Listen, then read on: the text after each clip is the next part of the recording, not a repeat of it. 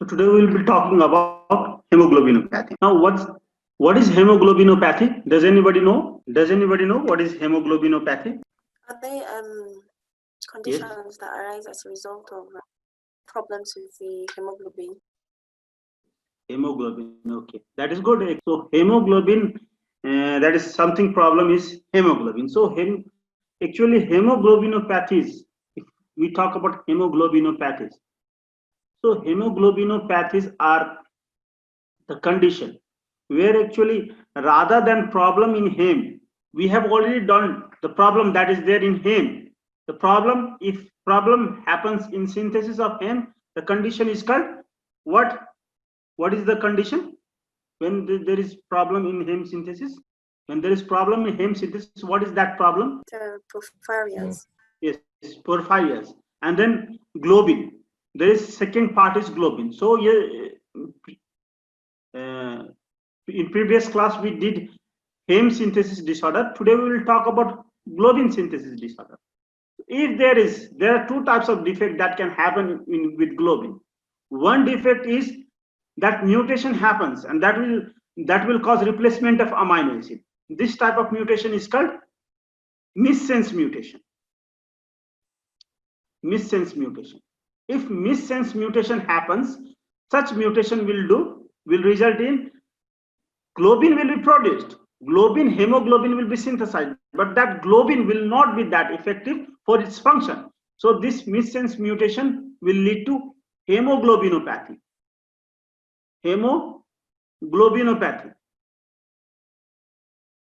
Globinopathy. And there is second type of mutation. That mutation is called what type of mutation? This mutation is nonsense mutation. Do you know the difference between missense and nonsense mutation? Tell me. Nonsense has to do with stop codon. Okay, stop codon. So what happens? The truncated protein will be produced. That truncated protein will not be inserted into hemoglobin. That is the problem. So nonsense means deletion, something similar to deletion. And then second is deletion of whole gene. These two mutation will lead to a different kinds of problem. Quantitative. This is basically, you will see this is a qualitative. This is basically a qualitative disorder. The quality is problem, qualitative. And this is basically quantitative disorder. Quantitative. And this quantitative disorder means production of globin chain is less, and this quantitative disorder is called thalassemia.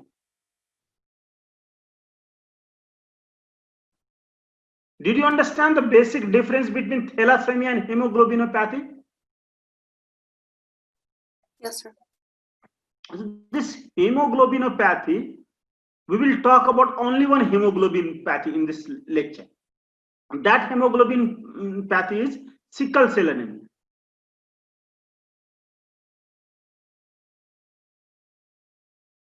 So what happens in beta chain? Here in sickle cell anemia, only one beta chain, not alpha chain. Beta chain, sixth amino acid, which is previously a hydrophilic amino acid called glutamate. This hydrophilic amino acid will be replaced by a hydrophobic amino acid that is called valine at sixth position. So glutamate will be replaced by valine. This valine, because it is hydrophobic, it will try to go inside the interior of the hemoglobin. That is why it will distort all the shape. It will try to polymerize. This type of hemoglobin will try to polymerize. We will talk in detail about this. So this is the basic changes here. You can see. Because of this, the quality of the hemoglobin will, and there is no as such problem, no problem here. There is no problem in hemoglobin synthesis. So hemoglobin synthesis, you will see here, is fine. Hemoglobin synthesis is fine.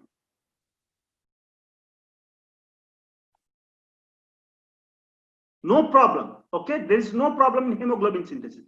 But in thalassemia, if you can see here, what will happen? The sense mutation and deletion mutation, and that because of that globin chain is not produced. Quantitative disorder, quantity plus qualitative as well, both will be there, because quantity of this globin chain is not produced, that will affect quality also. Because of this, what will happen is there will be ineffective erythropoiesis. So erythropoiesis will not be ineffective erythropoiesis.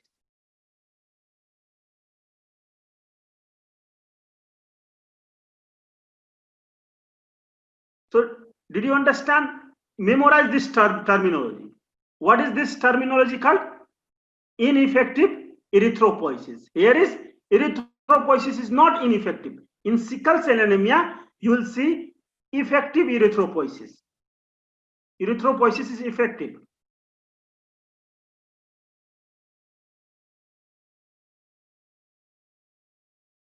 Did you understood the basic difference between sickle cell anemia and these are called hemoglobinopathy and thalassemia. So did you understand the basic difference? One is ineffective erythropoiesis. Will you remember this terminology, ineffective erythropoiesis? Yes, sir. This is a very big point, okay? If you understand this difference, this is a root. If you remember this much, if you can retain this much, so you can understand everything. So at least try to remember this much, try to differentiate this mutation, type of mutation here, and that type of mutation that is causing a problem. Missense mutation, you easily understand. One form of amino acid will be replaced by other form of amino acid. That chain will have problem, but as such, that chain will be synthesized properly and folded in some way. And then after folding, that hemoglobin will be synthesized. And this RBC, whole chunk of RBC will be synthesized from bone marrow. It will enter into the blood. But what will happen? That erythrocyte is not that capable enough to actually stay. Actually, longevity of that erythrocyte is not that good. And that is why some problem arises, and that erythrocyte, there will be premature death of that erythrocyte. And this will lead to an extravascular, this will lead to here extravascular hemolysis. So this will lead to extravascular hemolysis.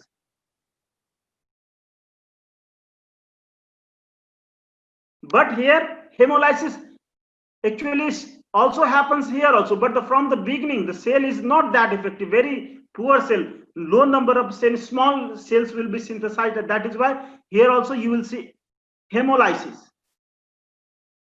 Ineffective erythropoiesis plus hemolysis.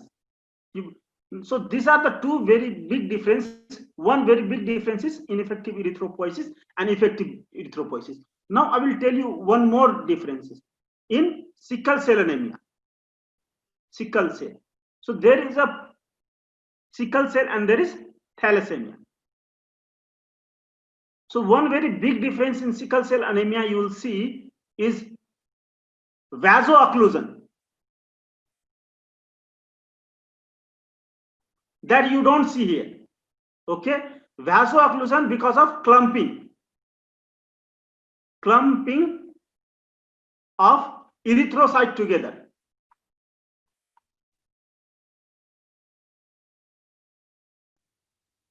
Here you will not see clumping, no clumping, but severe anemia. Which type of cell you will see? RBC will be larger or smaller size in thalassemia?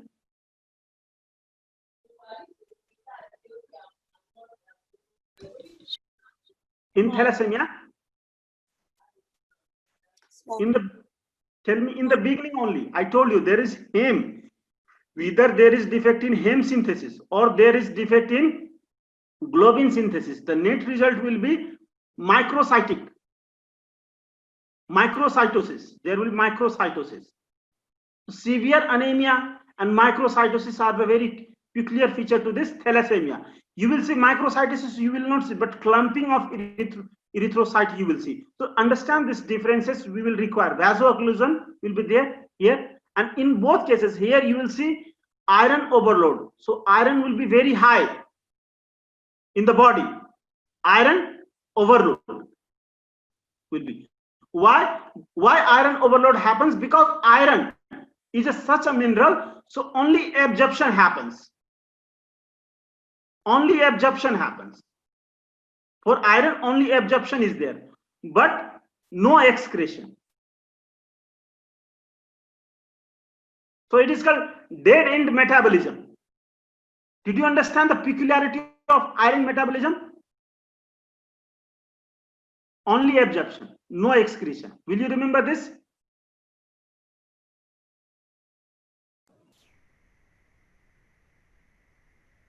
Tell me.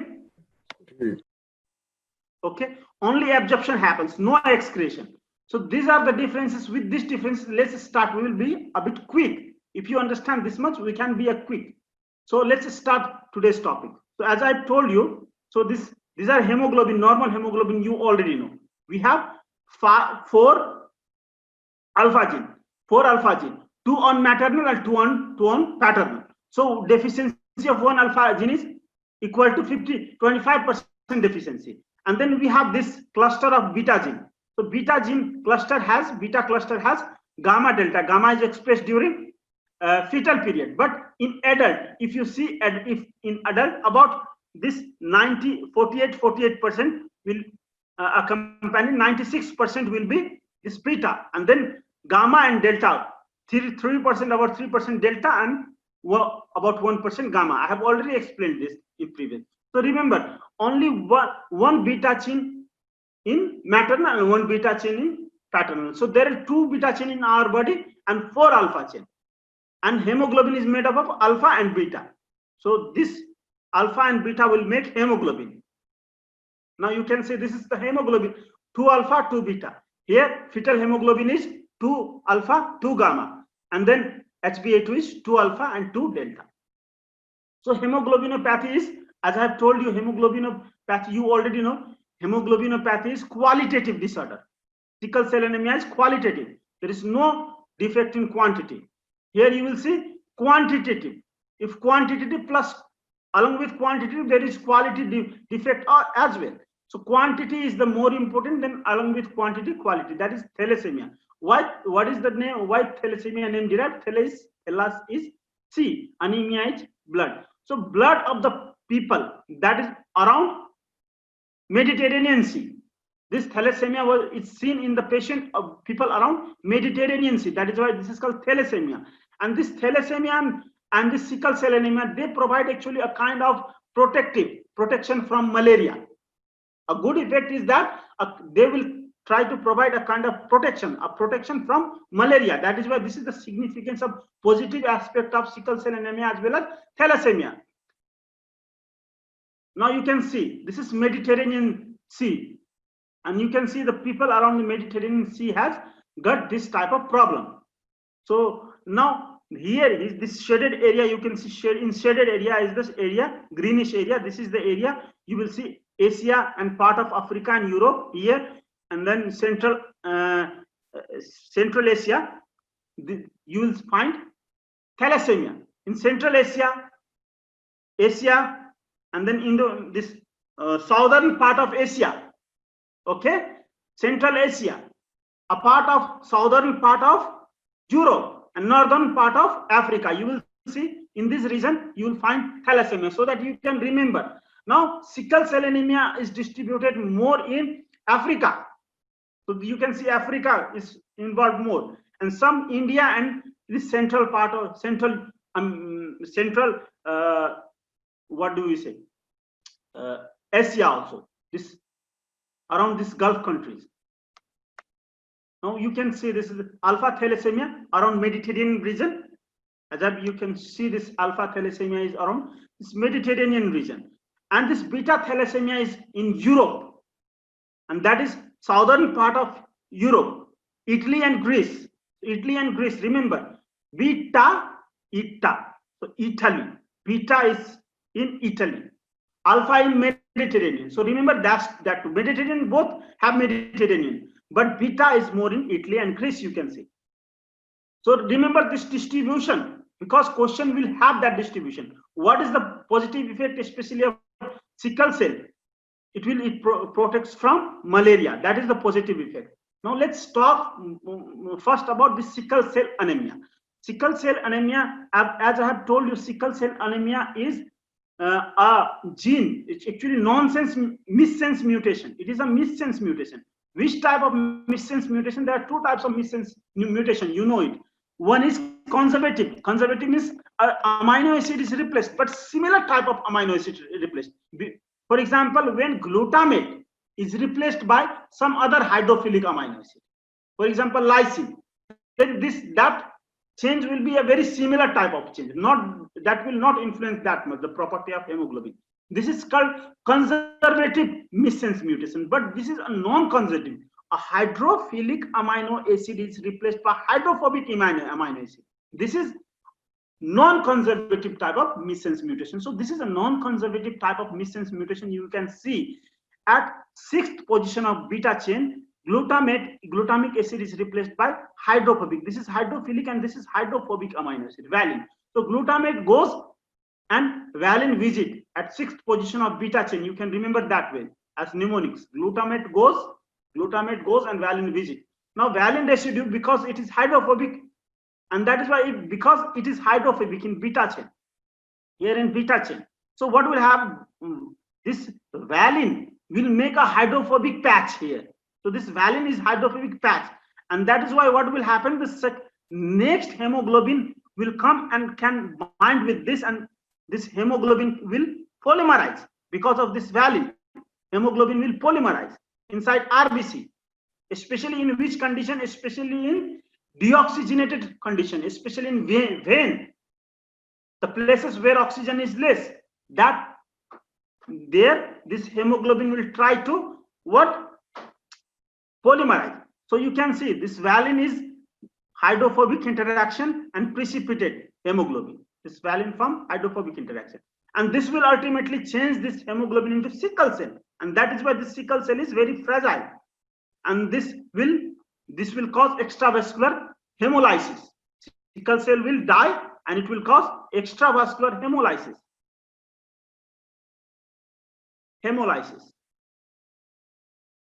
Now extravascular hemolysis, and second is clumping. Clumping will cause vasoocclusion.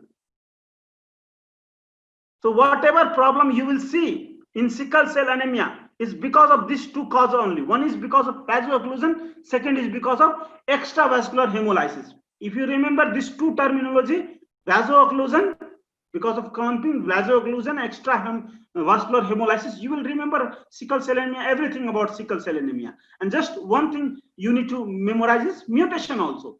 So this, if you remember mutation and these 2 points, you'll understand whole sickle cell anemia. This is very easy. Now you can see at the 6th position glutamate is there, and this is replaced by valine, and this, because of this, the whole shape of the amino acid, single amino acid change will causes change in tertiary and quaternary structure of this amino acid, this hemoglobin, and because of that you can see sickling here. Now let's see sickle cell anemia. So as I have told you, if you can remember here, sickle cell anemia is a autosomal recessive condition. What does autosomal recessive means? Both gene, both hemoglobin, both adult hemoglobin, both has to be sickle. Then only disease will present. Otherwise, disease will not present. So you know, one has got 2 alpha and 2 beta gene. Both beta gene, both beta gene has to be sickle. Then only disease will present. If one beta gene is not sickle, means one gene here in maternal, you will see in paternal. If at least one gene is normal and one gene is diseased, then there will not be a problem. Both has to be diseased. So this is autosomal recessive disorder. That is why you can see here this carrier which has got beta sickle beta is only a carrier. Disease is not present in this condition. So disease will be present only when both genes are mutated. Understand this concept. This is the significance of autosomal recessive. So beta gene is presented at 11th chromosome. That is why autosomal. So let's talk about pathogenesis. So you can see here, Even if you don't talk about, I have already given you glimpse of pathogenesis. You can see vasoocclusion here, and then extravascular hemolysis. This vasoocclusion and extravascular vasoocclusion and hemolysis. These are two reasons for all the presentation. So what will happen because of replacement of this mutation from valine, when glutamate is replaced by valine, what will happen in deoxygenated condition? You can, this is oxyhemoglobin will be perfect. It will not clump together.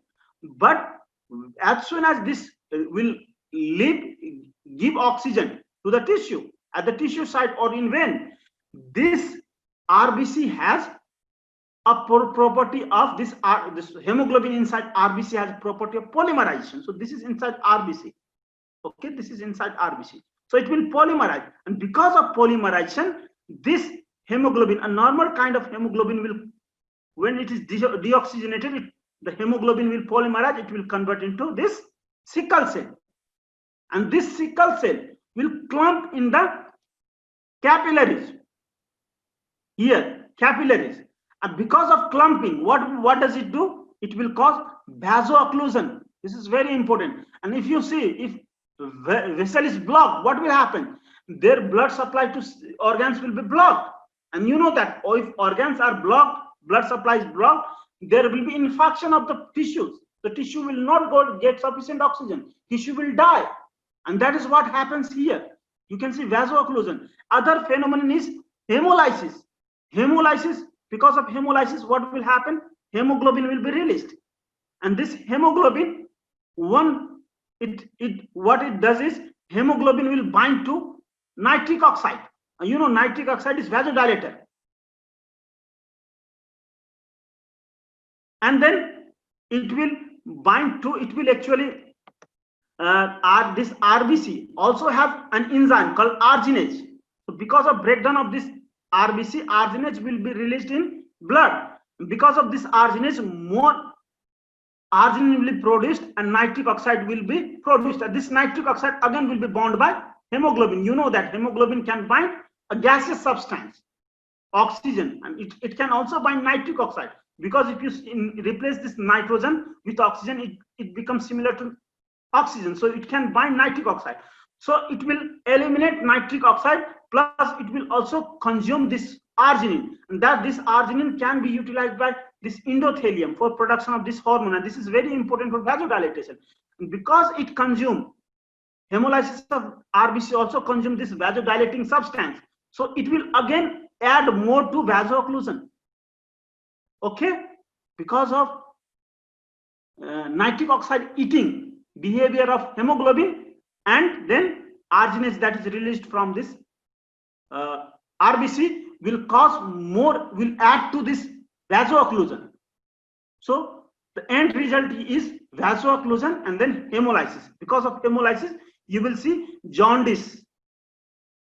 You will see jaundice. Okay, because of hemolysis, you will see splenomegaly. You will see splenomegaly. In severe condition, when as condition progresses, there will be what? The third condition, there will be, our body will try to compensate this hemolysis. Our body will try to synthesize more hemoglobin. This is called medullary and extramedullary hematopoiesis. Increased medullary and extramedullary hematopoiesis. Extramedullary hematopoiesis. So this too will result in is the cause of all the problem. So you can see jaundice from hemolysis, jaundice, splenomegaly, hepatosplenomegaly, and then medullary and extramedullary hematopoiesis. 3 problems will arise because of hemolysis. Will you remember this pathogenesis and presentation? I'm trying to connect this pathogenesis to presentation. Will you understand? This is the most important. These are the most important slides. Okay, tell me, did you understand this? Yes, sir. Yes. So understand this too. Don't forget this two terminology. Vasoocclusion, sickle cell anemia is vasoocclusion and hemolysis. Sickle cell anemia is vasoocclusion and hemolysis. So you will see this vicious cycle go. So hypoxia will lead to more sickling. Again, that sickling will lead to more vaso-occlusion, and again that vaso-occlusion will lead to decreased blood flow. Again hypoxia. This is a vicious cycle, and that vicious cycle will cause obstruction in blood flow. I have already told you that sickling will shift this oxygen dissociation curve towards right, because right is tight. So sickle cell anemia, deoxygenated hemoglobin becomes changed into TOD form, and that TOD form will polymerize. Not R form of hemoglobin does not polymerize. T form of hemoglobin will polymerize, and this deoxygenated hemoglobin are T form. So these are the squeezer. I told you these are the squeezer. Don't you remember? Proton, high carbon dioxide, BPG10. These are the proton. This will cause this hemoglobin to squeeze, and this is squeezer are the aggravator. Those factors which change this hemoglobin into T form will aggravate the condition. So fever can aggravate the condition. Your low oxygen, exercise can aggravate the condition. Remember this. Exercise can aggravate the condition. Fever can aggravate the condition. So these are the practical reality you have to understand about this. What aggravates the situation? Because it will shift the oxygen dissociation curves towards right. Those factors that shift oxygen dissociation curve right will aggravate the condition. Did you understand the aggravating factor? And high altitude. Yes, thank you. High altitude also. So you should suggest patient don't go to high altitude. Don't take care of yourself when fever is high. So high fever can be a problem for you. Fever can be a problem for you. So exercise can be a problem to you. So don't do that extreme exercise. Moderate exercise is okay. So you have to tell the patient, suggest that thing. So this is for your counseling. If you understand this basic pathology, you can counsel this patient nicely. You can make patient understand very nicely. So this is the significance of this, clinical significance of this graph. Now, what do you investigation you do? You can investigate if you know about the patient's history. So you do the screening of that baby that baby in the fetus. That time only. And if that patient is having, that fetus is having that sickle cell anemia, going to have sickle cell anemia in the future. So you will give knowledge to awareness to that mother and father, parents. If he wants abortion, then they can go for abortion, so that you can prevent the disorder before birth.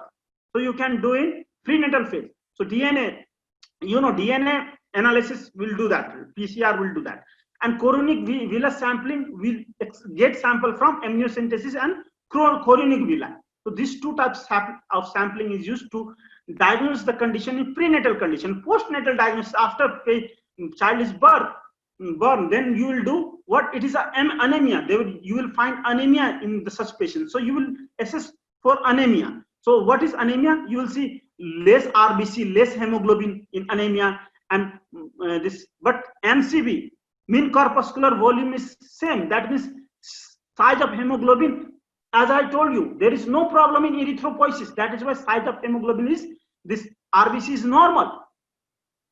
Okay, and all the problem is having because of hemolysis. That is why RBC concentration is low, hemoglobin is low. Hematocrit means hemoglobin corresponds to hematocrit is low, and because this hemoglobin is breaking down. That is why this blood, our bone marrow will try to synthesize more blood, and this blood, in order to, if it tries to compensate, immature RBC will enter into blood cells. So this is reticulocyte is nothing but immature RBC will enter into the blood.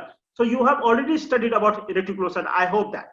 Now neutrophilia is, neutrophil count will be high.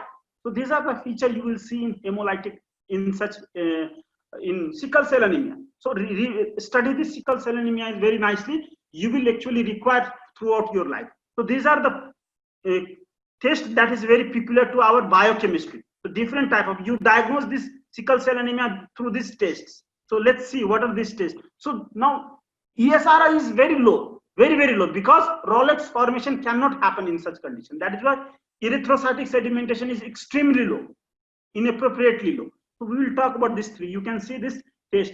So sodium, remember the name, sodium metasulfide bisulfide, you add in that slide, sodium meta bisulfide. What does it do? It will mop out all the oxygen. It will eat all the oxygen. So that is why create an deoxygenated environment and in the slide.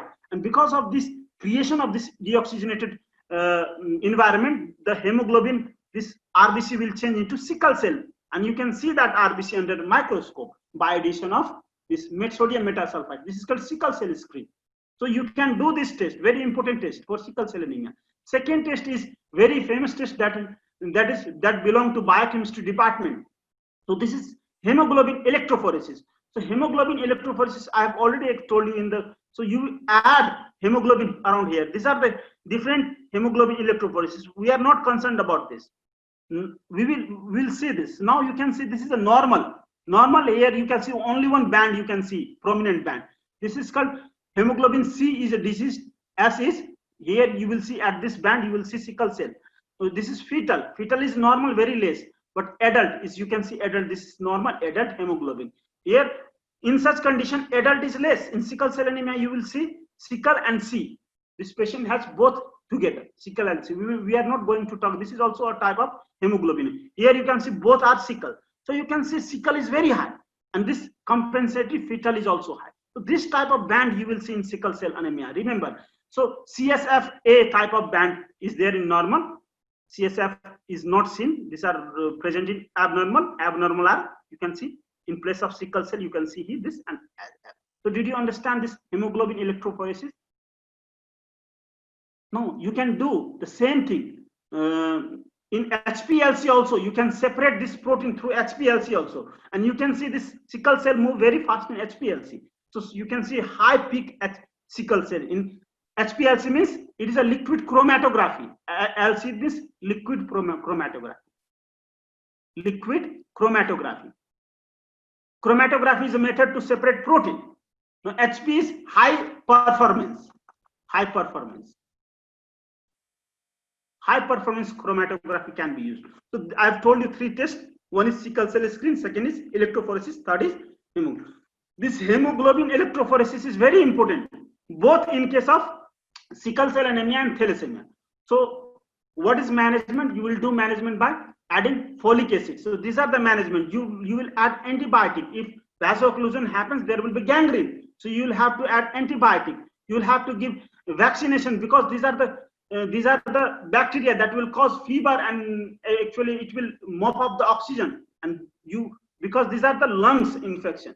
So you don't want such patient to undergo lungs infection. If lungs infection happens, what will happen? Deoxygenation, and then what will happen? Again, sickling. That is why you will give vaccination, especially take care of vaccination of this. So these are the organisms that will cause lungs infection. So you give vaccination of this for this organism in such patients so that lung infection will not happen. Now, if vaso-occlusion happens, if the patient come to you with complication, then you will manage that patient symptomatically. So rehydration is very important. Aggressive rehydration, you give aggressive rehydration so that water will go and open the pores, and then antibiotics, analgesics. So pain will be very high in such patients. And this a very important compound, hydroxyurea. Remember, this hydroxyurea therapy is also given in beta thalassemia. We'll talk about this. Hydroxycobalamin and hydroxyurea. This will increase the fetal hemoglobin level in blood so that fetal hemoglobin will not clump and this fetal hemoglobin will take over sickle cell hemoglobin. So exchange plus in extreme condition, exchange transfusion. You take out all the blood and give the fresh normal blood. So hydroxyurea, what is the function of this hydroxy? Increase fetal hemoglobin. So this is the very important question you have to remember, hydroxyurea. So let's discuss about this case, 15-year-old African American. So African American is very important. So this patient, African, the people from African origin, because sickle cell anemia occurs in Africa. That is why this is very important clue. Presence with emergency room complaint of bilateral thigh and hip pain. So high hip pain, this is also very important clue. And pain has been present for 1 day. It is been present for 1 day and then steadily increasing in severity. Acetaminophen, this analgesic were given but was not relieved. She also she does report feeling fatigue and because of anemia, feeling fatigue, burning with urination and along with urinating, she is also urinating frequently. Similar pain episodes in the past, sometimes requiring hospitalization. On examination, she is afebrile without fever, because fever also aggravates such condition. No acute distress. No one in her family has similar episodes. She did not know. That is why she has a problem. Her conjunctiva, because this heterozygous does not present with the problem, and then her conjunctiva mucosal membrane are slightly pale in coloration. So she has non-specific bilateral anterior thigh pain. Why thigh pain? I will tell you. So I will go a little bit fast after this. You can see here anemia. Only the hemoglobin concentration is 7.1. If hemoglobin concentration is less than 8 mg, it is severe anemia. So severe anemia is there. Urinalysis demonstrated abnormal number of numerous bacteria. So bacteria is also abnormal number of bacteria you can see here. So you can see the preclinical presentation here. You can see because of two problems. One is because of extravascular hemolysis, as I told you, vasoocclusion. You can see vasoocclusive crisis. So the presentation is these are the presentation of anemia. So anemia, there will be fatigue, drowsiness, angina, murmur, and exercise intolerance. These are presentation of this hemolysis only. Jaundice, splenomegaly, hepatomegaly, and then extramedullary hematopoiesis. So I will talk in detail about this extramedullary hematopoiesis in thalassemia, because we will see extramedullary hematopoiesis mainly in thalassemia, very frequently in thalassemia. So these are the problem. You can study yourself. There finger will be, so there will be vasoocclusion in finger, penis, chest, kidney, bone. So you can go through this terminology yourself. Bone marrow, abdomen, spleen, and then recurrent ulcer can happen because of that vasoocclusion. So these are all problems you will have. Vasoocclusion that happens in respective organs. You can see this vasoocclusion will cause lungs problem, ulcer, brain related problem, death of this head of this humerus. So blood supply to the humerus is blocked, then there will be problem to humerus. You can see autosplenectomy will happen because of this lack of blood supply to spleen. Spleen will be like dissociate from blood connection. This is called autosplenectomy. You can see vascular supply, avascular. This is called avascular because blood is not supplied. That is why it will cause necrosis. This is called avascular necrosis. That is why the problem, the thigh pain is because of this bilateral thigh pain is because of this avascular necrosis of head of humerus. Head of femur.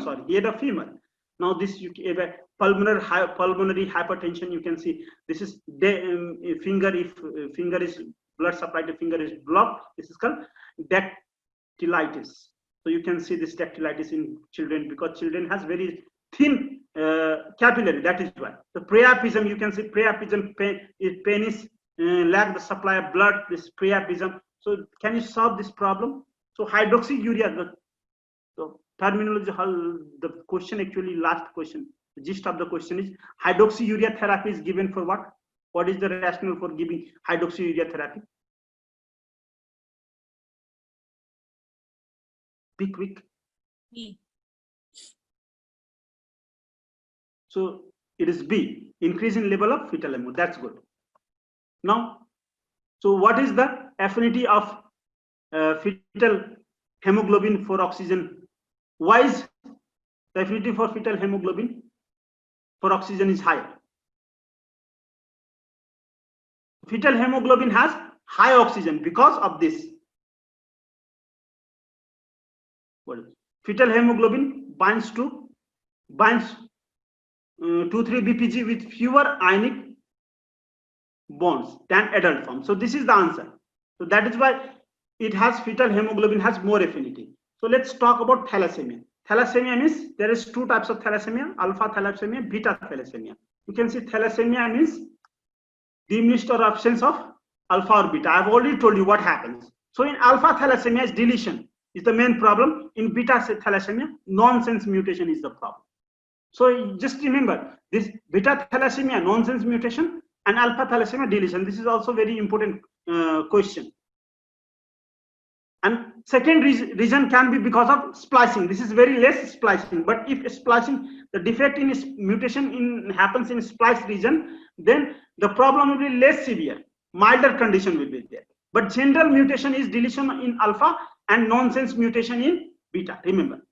So these three features, if you remember these three features, you will remember everything about thalassemia. Only remember this macrocytosis. I have already explained why there is microcytosis, because there is not production of ineffective. This macrocytosis is because of ineffective erythropoiesis, and this ineffective erythropoiesis actually, if you remember, it is the heart of pathogenesis of thalassemia. Remember only terminology, ineffective erythropoiesis, and because of this ineffective erythropoiesis only, there will be what? Macrocytosis. Because of ineffective erythropoiesis, weak erythrocytes will be produced, and these weak erythrocytes are liable for hemolytic anemia. So remember, will you remember this 3 point? Tell me, will you remember this 3 point for thalassemia? Macrocytosis, ineffective erythropoiesis, and then hemolytic anemia. Most important is ineffective erythropoiesis, severe hemolytic anemia, macrocytosis. So will you remember this?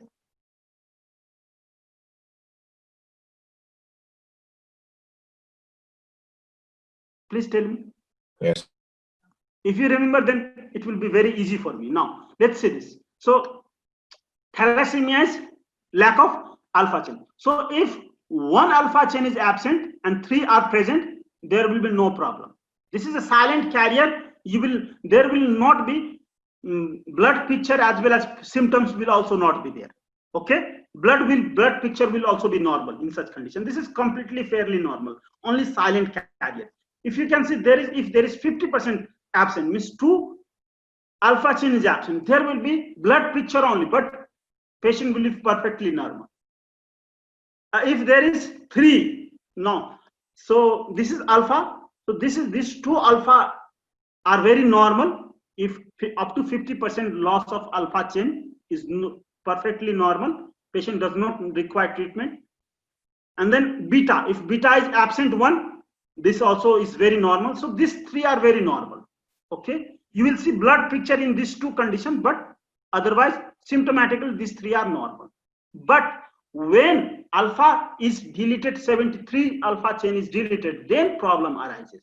So this is the problem. This is the problem. This is the case. In such condition, you will see a problem. So this patient will, when patient come with alpha thalassemia, this is the patient you will see. The patient when come with alpha thalassemia, this is the patient you will see. The patient having only 1 alpha chain.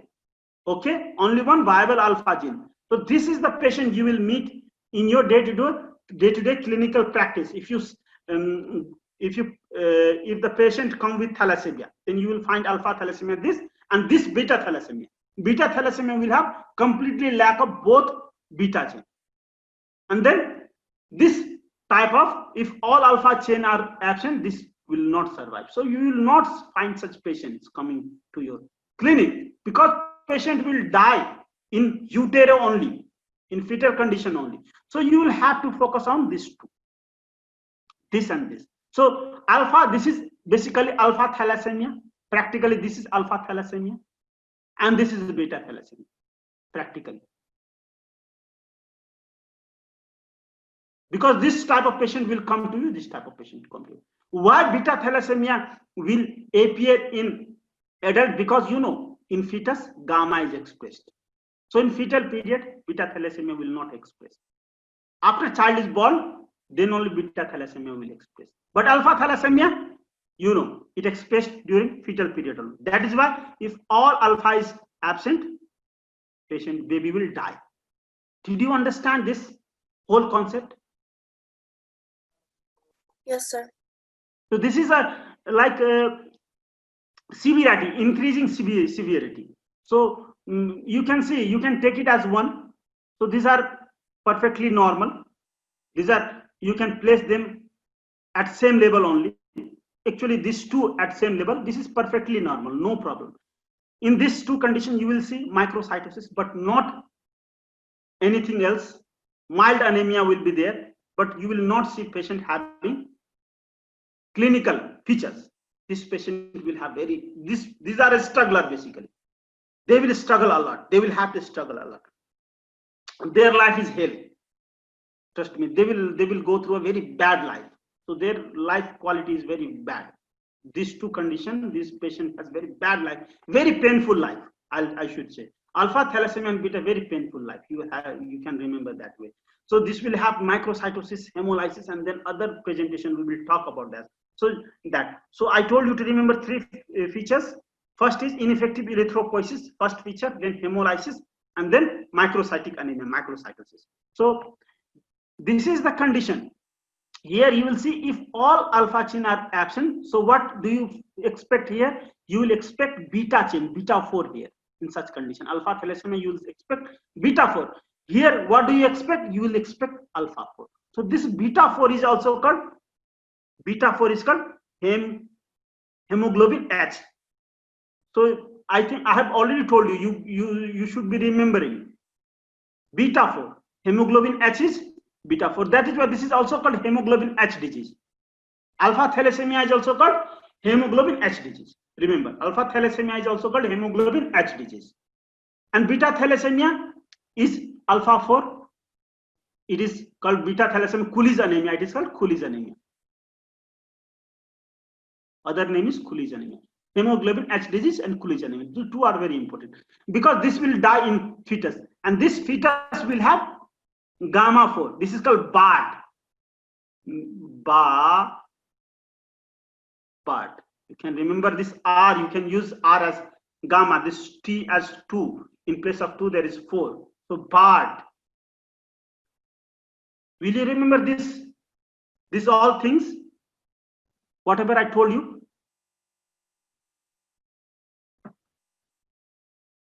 Yes, sir. These are the main things. Okay. So let's see. So I have already told you this. So you will see anemia. Okay. So because of ineffective erythropoiesis and then extramedullary hematopoiesis is very prominent. Extramedullary, because hemoglobin synthesis is effective. So what happens because of this ineffective erythropoiesis, there will be profound hypoxia. There will be very less hemoglobin reaching kidney, because you know kidney secretes erythropoietin. So very less hemoglobin will reach kidney, and because of this it will secrete erythropoietin, and you know this erythropoietin will act on bone marrow. So it will act on bone marrow, and it will this bone marrow will try to enlarge like this. So because of this there will be cortical expansion. At the same time, this will also stimulate synthesis, this hemoglobin synthesis in liver. Extramedullary hematopoiesis. This is called extramedullary hematopoiesis. And cortical expansion, medullary expansion of this. So these are the features you will see in thalassemia. Extramedullary hematopoiesis is a very peculiar feature of thalassemia. Remember, this jaundice, you know why jaundice and anemia. Anemia because of ineffective erythropoiesis, and jaundice and anemia because of this hemolysis. And iron overload, because iron is a one-way traffic. Metabolism of iron is only will be accumulated inside tissue, and this will cause a very severe problem if it accumulates in your pancreas. You know, pancreas is very essential for life. It will cause damage to pancreas. Diabetes mellitus, insulin is not secreted. Other metabolic problem, glucagon will also be not secreted. So pancreatitis, digestive enzymes are also synthesized from pancreas. So it will affect pancreas. It can affect your lungs.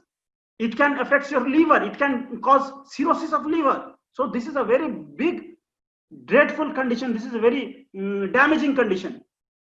Iron overload is not good. So it will cause damage to various visceral organs.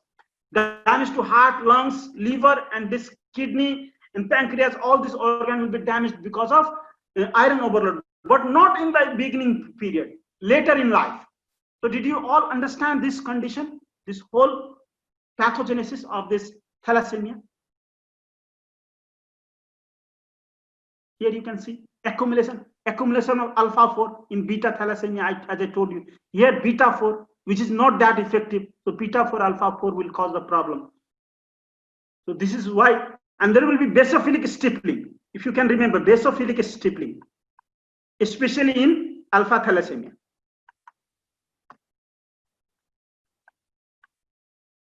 So these are the problem. Now you can see. So as I've told you, only when 3 alpha chain is absent, then only it will result in a problem. This will cause fetal demise. This is hemoglobin BART, because this is this alpha 4, gamma 4 has about 100 times more oxygen affinity, and that is why it will bind oxygen but will not release oxygen to tissue, and that is why it will cause damage to tissue. Fetus will not get enough oxygen, and there will be fetal demise. So these are silent carrier. There will be, in such condition, only blood picture will be evident, not clinical picture. So you can see this is silent carrier, asymptomatic. This is also asymptomatic. 2 are asymptomatic. This will die in the fetus only, and this will have only blood picture, not clinical picture. This will have clinical picture as well as blood picture. So what are the clinical picture? Jaundice, hepatomegaly, splenomegaly, bone expansion. These are the problem. And the patient will have symptoms of anemia, tiredness, fatigue. These all problem. Patient will, pain will happen in different organs. So you can see this hemoglobin H, accumulation of this hemoglobin like this. This is basophilic stippling. You can see basophilic stippling, hemoglobin H accumulate as this, and this will give basophilic stippling. In this electrophoresis, here is the origin. So if you do electrophoresis, the H, hemoglobin H will move fastest. This hemoglobin H, beta 4 will move fastest. This is hemoglobin H, you can see here. So hemoglobin electrophoresis is very important in hemoglobinopathy and thalassemia. This, you can see hemoglobin BART, this baby dying inside utero only. This is hemoglobin BART electrophoresis. So this BART is gamma 4, and that also moves the fastest. And this is origin. Now beta thalassemia, I told you beta thalassemia, only one beta thalassemia is deadly. When both beta gene is actually mutated, then only there will be problem. Otherwise, if only one is present, only one is defective, such patients will have blood picture only. Such patient does not have that much problem. So such patients have blood picture only. Sometimes occasionally you will discover this thalassemia when female patient will actually conceive. That time you can diagnose this condition. Otherwise, the patient is fairly normal. Now we will talk about FAIR, this major beta thalassemia. We will focus on major beta thalassemia. It has got all the problem that we have studied till now. You can see alpha 4 deposition, ineffective erythropoiesis, extramedullary hyperplasia, iron overload, all problem will happen in this beta thalassemia major. This is called Coolidge anemia, and there is something called thalassemia and beta thalassemia intermediate. It is intermediate between this, and this is because of splicing disorder, splicing gene defect, splicing, and then promoter region mutation. So this happens because of this. So the problem is intermediate between major and minor. That is why this is called intermediate. So I'm not going to talk about intermediate. I'm going to talk about beta thalassemia major only. So you can see beta thalassemia major here. Target cells are there. So you can see chipmunk. So cortical expansion, you can see these are called chipmunk faces. Chipmunk faces. So frontal boozing. This is called crew cut. If you take X-ray, you will see crew cut appearances like this. So this is because of because of medullary expansion. Now you can see chipmunk faces and this. So height is also shortened in such patients. You can see. And now if iron overload is increased, so what do? You will give such injection to minimize iron overload. This deferoxamine, these are the iron. You can see everywhere you will see D-ferri, and D-ferra. So these are actually chelating agent for iron. So it will reduce iron overload, causes iron to excrete through urine. So these are chelating agents. So iron chelosis is utilized. Blood transfusion is required for this thalassemia, and then iron profile is done to separate, because iron overload is very high. It is used to separate from iron deficiency anemia and then thalassemia. And I have already talked about this iron profile. Iron ferritin, and this is done. So both are high in thalassemia and this is low. Remember that. Now, why is beta thalassemia measure usually evident only after birth?